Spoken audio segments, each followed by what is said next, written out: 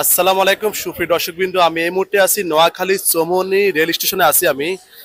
আপনারা হয়তো অনেকেই দেখছেন যে উনার একটা ভিডিও আমি ছাড়ছিলাম, উনার ভালো একটা গান গাইছিল।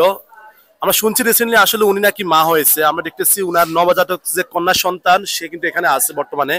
আমরা কথা বলবো উনার সাথে, আসলে এই কন্যা সন্তানের বাবাকে, উনার হাজবেন্ড, উনি কোথায় আছে বা কি হয়েছে আমরা জানবো উনার থেকে বিস্তারিত। ওনার বাবা তো ধরেন গত বছরে বন্যা আইছিল আমাকে লক্ষ্মীপুরের চরে। আমার স্বামী তো মাটির ঘরে থাকে, আর উনি আরো কেটেছে বউ মাইয়ার ক্ষতি হইব। এই পাঁচটা না একটা মাত্র সন্তান দিছে আল্লাহ। এখন গত হয়েছে তিনটা, এখন হইব। তুই চলে যা, আমি আইতাছি।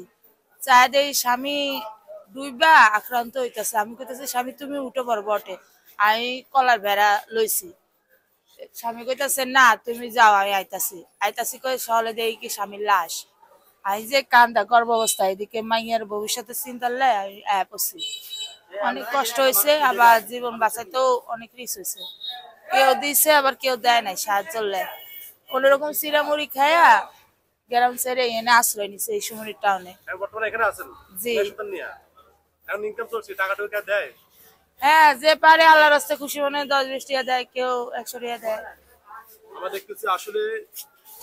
দেখতেছি আসলে উনার জীবনটা খুব একটা মানবতার জীবন। উনি বর্তমানে আসলে যা সাহায্য করতেছে তা দিয়ে কোনো সংসার চালাইতেছে। যে কন্যা সন্তান নিয়ে আসলে খুব বিপদে আছে।